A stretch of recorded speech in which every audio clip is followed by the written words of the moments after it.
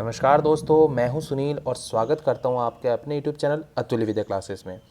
तो दोस्तों, आज हम इस चैनल पर 10th क्लास स्टूडेंट के लिए न्यू प्लेलिस्ट ऐड ऑन कर रहे हैं, जिसमें दोस्तों फ़िलहाल 10th क्लास मैथ्स एनसीईआरटी का चैप्टर वाइज सभी क्वेश्चन का सोल्यूशन करवाया जाएगा। क्योंकि दोस्तों इसी वर्ष 2021 से Rajasthan board of secondary education यानी आरबीएसई का सिलेबस हटा दिया गया है और एनसीईआरटी लागू कर दिया गया है। हालांकि कई राज्यों में पहले ही एनसीईआरटी सिलेबस ही है, तो दोस्तों लेकिन फिर भी राजस्थान में इस साल लागू हुआ है, तो नई उमंग और नए जोश के साथ अध्याय 1 से शुरू करेंगे, जिसका नाम है वास्तविक संख्याएं। तो दोस्तों यहाँ पे मैं हर एक चैप्टर के बारे में कोई लंबी लंबी व्याख्या नहीं प्रस्तुत करूँगा, बल्कि डायरेक्ट क्वेश्चंस पे आऊँगा। जबकि मुझे पता है दोस्तों कि मैथ सीखने के लिए बेसिक आना बहुत ज़रूरी है, लेकिन वो बेसिक आप 8th क्लास तक सीख चुके हैं। लेकिन फिर भी मैं यहाँ पे क्वेश्चंस के साथ साथ आपका बेसिक भी पूरा करवाता हुआ आगे बढ़ूँगा। आपके हर एक क्यों और कैसे का जवाब आपको बिना पूछे देने का प्रयास करूँगा। तो दोस्तों शुरू करते हैं बिना किसी देरी के। तो दोस्तों वास्तविक संख्या का पहला प्रश्न है, प्रश्नावली 1.1 का निम्नलिखित संख्याओं का एचसीएफ ज्ञात करने के लिए यूक्लिड विभाजन एल्गोरिथम का प्रयोग कीजिए।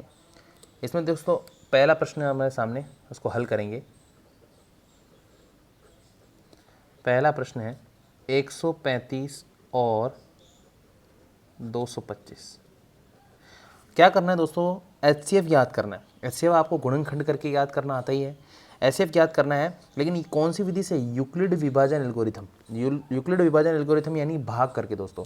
तो किस प्रकार से करना है इसमें आपको देखो, पहले तो मैं आपको बता देता हूँ यूक्लिड विभाजन एल्गोरिथम क्या है। बेसिक जो है इसका वो जानना जरूरी है। तो यूक्लिड विभाजन एल्गोरिथम माना कि कोई जैसे कि किसी संख्या के अंदर, और वो संख्या क्या है उसको मान लेता हूँ जैसे मैं ए, किसी संख्या के अंदर किसी संख्या का हम भाग देते हैं, है ना। तो ये अंदर वाली संख्या को क्या बोलते हैं अपन? भाज्य। और जिसका भाग लगाते हैं उसको क्या कहते हैं? भाजक, जिसको मैं इंग्लिश में बी बेस हो गया, है ना।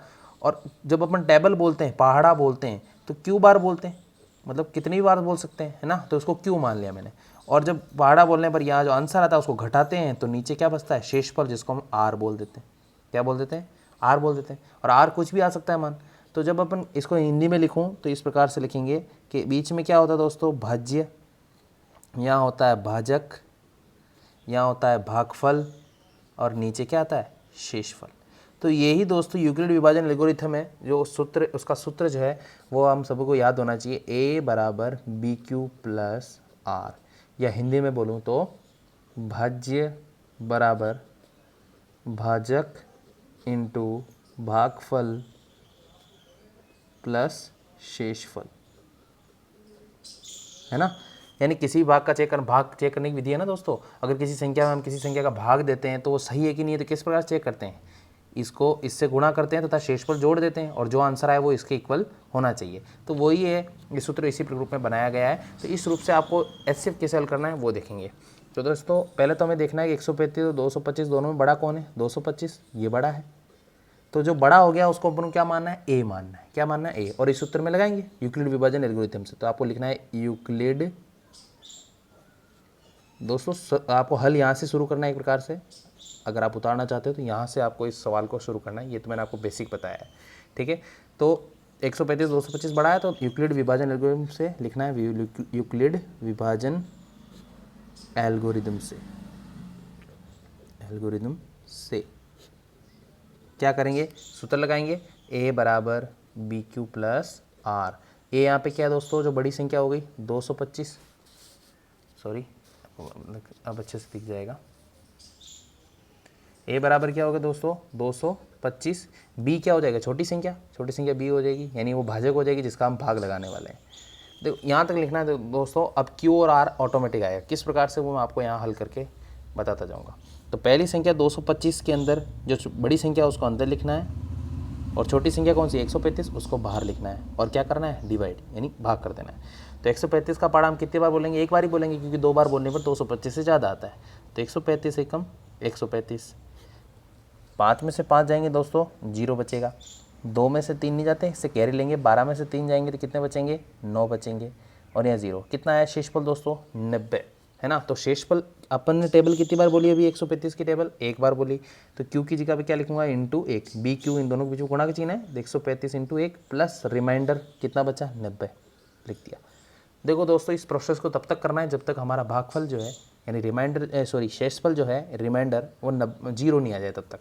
तो यहाँ पे हमारा r बराबर is not equal to 0, r is not equal to 0, क्योंकि r is not equal to 0, r 0 के बराबर नहीं है, इसलिए हम क्या करेंगे अब देखो जब r बराबर 0 नहीं आया तो हम इसको और इसको लेंगे। अब 225 को इसका डिवाइड कर लिया हमने, नहीं आया, r का वैल्यू 0 नहीं आया, तो आगे प्रोसेस को बढ़ाएंगे जब तक 0 नहीं आ जाता तक। अब प्रोसेस में कौन कौन शामिल होंगे, ये दोनों हमें से याद रखना है, शुरू का और लास्ट का, बस ये दोनों शामिल होंगे। तो अब हम लिखेंगे चूँकि r बराबर 0 प्राप्त नहीं हुआ, इसलिए 135 व 90 पर यूक्लिड एल्गोरिदम या यूक्लिड प्रमेय भी लिख सकते हो डायरेक्ट आप, यूक्लिड एल्गोरिदम से क्या होगा। अब 135 दोस्तों 225 की जगह अब क्या आ जाएगा, एक कौन बन गया 135 और 90 यहाँ आ जाएगा। अब इसकी टेबल बोलनी तो सिंपल, वापस यहाँ डिवाइड करेंगे, 135 अंदर 90 यहाँ पे, 90 की टेबल बोलेंगे। देखो 90 की टेबल 2 बार बोलते हैं 180 आते हैं, तो वो दोस्तों ज़्यादा हो जाता है, तो अपन टेबल सिर्फ एक बार ही बोलेंगे। 5 का 5, 13 में से 9 जाएंगे तो 4, ठीक है दोस्तों। 45 बचे। यहाँ पर भी दोस्तों टेबल बोली हमने एक बार, तो 90 को 1 से गुणा करेंगे और जोड़ेंगे कितने, नीचे का शेषफल कितना 45। यहाँ पे भी दोस्तों चूंकि r is not equal to 0, इसलिए 90 व 45, अब इन दोनों को लेंगे प्रोसेस में अगली, 90 व 45 पर यूक्लिड एल्गोरिदम से, यूक्लिड एल्गोरिदम से, ठीक है दोस्तों। तो अब दोस्तों a कौन बन चुका है 90 और 45 का पहाड़ा बोलेंगे कितनी बार, 2 बार, क्योंकि 45 का पहाड़ा अब डिवाइड करके बताने की जरूरत ही नहीं मुझे, बस 45 का पहाड़ा अपन ने 2 बार बोला तो 90 आता है, और 90 में से 90 माइनस हो जाएंगे। इस प्रकार से बता देता हूँ आपको, 90 अंदर 45 बार और 45 दूना कितने होते हैं 90, और ये आ गया 0, तो शेषफल यहाँ कितना आ गया 0, तो प्लस में 0 लिख दिया, रिमाइंडर r की जगह रिमाइंडर होता है तो वो 0 लिख दिया मैंने। तो यहाँ आपको लिखना है चूँकि r इक्वल टू 0, इसलिए अतः नहीं, यहाँ इसलिए लिखनी जरूरी नहीं, अतः यहाँ भाजक कौन है वो देखना है बस, किसका हम पहाड़ा बोल रहे थे 45 का, भाजक कौन है लास्ट में, ये जब 0 आ जाए तब लास्ट में यही देख लेना कि यहाँ भाजक कौन था, लास्ट में भाजक कौन था, किसका पहाड़ा हम बोल रहे थे। तो 45 का भाग कर रहे थे ना, तो जो भाजक होगा वो ही HCF होता है। तो यहाँ भाजक 45 है, अतः HCF भी क्या हो जाएगा बराबर 45 हो जाएगा, ठीक है दोस्तों। आई होप आपको समझ में आएगा। आगे भी और 2 क्वेश्चन हैं, उनको करने के बाद आपको कंफर्म हो जाएगा, आपको और कोई वीडियो देखने की ज़रूरत नहीं पड़ेगी दोस्तों, अच्छे से समझ में आएगा। तो दोस्तों बस इसमें आपको याद भी रखना ट्रिक, थोड़ी सी आप कंफ्यूज, अभी तो समझ में आ गया पर एग्ज़ाम के टाइम पर आप भूल बहुत जाते हो, ये कन्फ्यूजन होता है आपको कि किसको लिखना था, रिमाइंडर क्या आना चाहिए था, कहाँ लिखना था रिमाइंडर को, ए कहाँ लिखते हैं, बी क्यू कहाँ लिखते हैं। तो आपको हिंदी में, अगर हिंदी में फॉर्मूला याद रखना, हिंदी में रख सकते हो, इंग्लिश में रख सकते हो। लास्ट में ये याद रखना कि भाजक जो होता है वही HCF होता है, जिसका हम पहाड़ा लास्ट में बोल रहे थे। जब 0 आया तो 2 कदम आगे जाके देख लेना है कि क्या संख्या थी, वही क्या हो जाएगा HCF हो जाएगा, ठीक है दोस्तों। आगे वाले क्वेश्चन पे चलते हैं अब।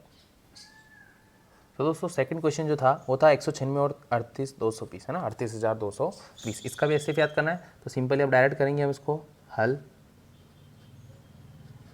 बड़ा कौन है 38,220, ये बड़ा है और 196 छोटा है, ठीक है दोस्तों।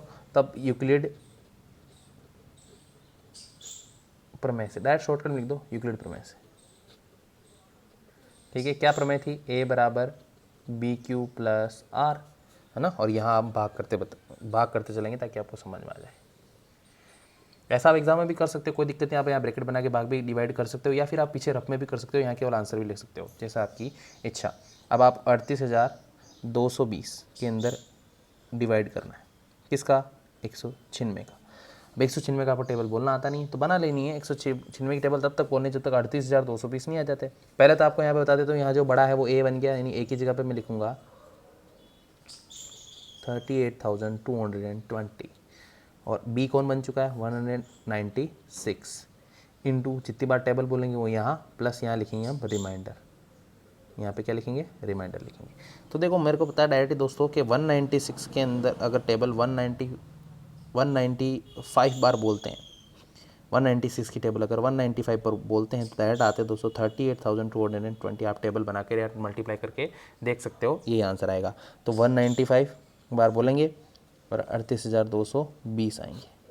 ठीक है दोस्तों, आपको बस प्रैक्टिस बस आपको डायरेक्ट कैसे पता लगाना है कि 196 की टेबल अगर मैं 100 बार बोलूँगा तो ये आएंगे, है ना। पीछे 2 जीरो लग जाए तो 19,600, या मुझे 19,000 का डबल चाहिए लगभग, है ना। तो डबल चलने के लिए 20 बार बोलेंगे, है ना, 30 बार। अगर ज़्यादा 100 बार नहीं, ज़्यादा बार, उससे ज़्यादा बार बोलेंगे तो आंसर आ जाएगा। यानी 195 बार अगर टेबल बोलते हैं अपन तो 38,220 आ जाता है, 195। तो जब 38,220 आ गया है तो उसको हम घटाएंगे तो जीरो ही बचेगा ना, तो शेषफल भी क्या है, जीरो। तो चूँकि यहाँ r इज इक्वल टू क्या आ गया, ज़ीरो, अतः यहाँ अब जब जीरो आ गया तो मैंने क्या बोला आपको, 2 कदम आगे देखकर देखना है ना, 1 कदम आगे बढ़कर देखना है कि आपको 196 दिख गया, वो भाजक है। अतः यहाँ क्या है, भाजक क्या है, 196, अतः HCF भी क्या हो जाएगा, 196। तो तीसरा प्रश्न हमारे सामने कुछ इस प्रकार है, 867 और 255 इसका HCF निकालना है। तो सिंपली सबसे पहले इन दोनों में बड़ा कौन है, 855, तो ए वो हो जाएगा। तो यहाँ लिखेंगे अपन यूक्लिड प्रमेय से या प्रमेयिका से, कोई दिक्कत नहीं, कुछ भी लिखो, यूक्लिड प्रमेयिका से ए बराबर बी क्यू धन आर।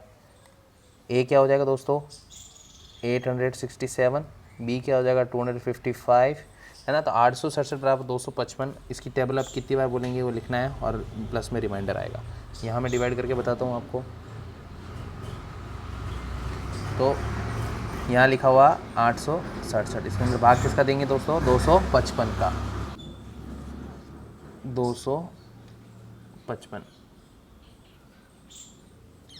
255 की टेबल बोलेंगे जब तक 867 नहीं आ जाते दोस्तों, है ना। तो बना देते हैं हम कि अगर 255 का पहाड़ा अगर अपन 5 बार बोलते हैं, है ना,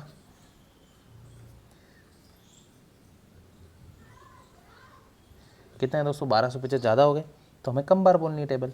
255 के पहाड़ा अगर मैं 3 बार बोलता हूँ, कितनी बार, 3 बार, 3 5 15, 3 5 15 और 1 16, 3 दूनी 6 और 1 7, 765 बार, है ना। तो कितनी बार बोला हमने पहाड़ा, 3 बार बोला, और क्या है 765।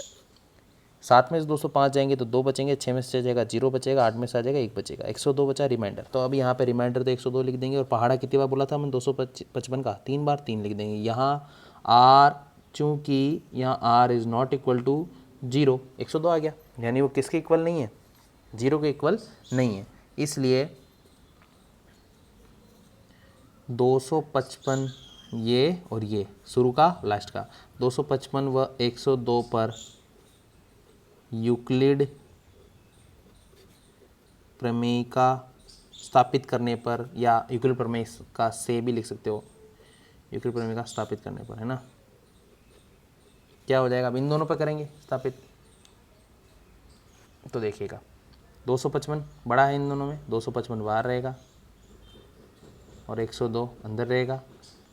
इसकी टेबल कितनी बार बोलेंगे वो यहाँ, और प्लस में क्या आएगा, रिमाइंडर। तो भाग करेंगे आगे 255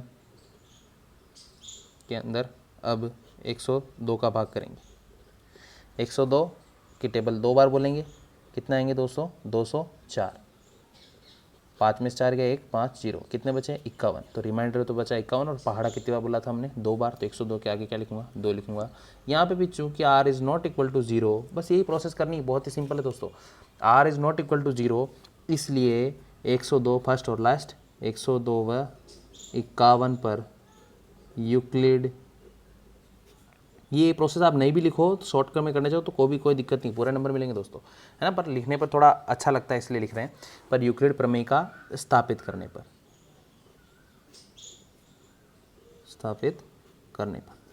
क्या हो जाएगा, 102 बड़ा है बाहर, 51 अंदर। अब 51 का पहाड़ा अगर अपन 2 बार बोलते हैं, है ना, डायरेक्ट यहाँ करके बता दो, देखो 102 के अंदर 51 का भाग कर रहे हैं, 51 का पहाड़ा 2 बार बोलने पर 102 आते हैं और 0 आ गया रिमाइंडर। तो रिमाइंडर क्या आ गया, 0। अब यहाँ चूँकि r इज इक्वल टू 0, इसलिए यहाँ भाजक क्या है, लास्ट में भाजक क्या है, 51 है, अतः HCF भी क्या हो जाएगा दोस्तों, सॉरी दिखेगा नहीं आपको, अतः HCF भी क्या हो गया दोस्तों 51 हो गया। ये हो गया आपका आंसर। तो पहले के तीनों क्वेश्चन हो चुके हैं। आई होप दोस्तों ये तीनों प्रश्न आपको बहुत अच्छे से समझ में आए होंगे। इसी प्रकार से हम धीरे धीरे पूरा सिलेबस डालेंगे। नई वीडियो नई चैनल है दोस्तों, साथ में जुड़ जाइए और मेरे साथ में आगे बढ़िए। मैं यकीन दिलाता हूँ अगर आप अच्छे से मेरे साथ में लगे रहेंगे तो आपके 10th बोर्ड में इस बार अच्छे नंबर आ जाएंगे। तो दोस्तों मिलते हैं इसी प्रकार की और नई वीडियो के साथ। तब तक के लिए जय हिंद, वंदे मातरम।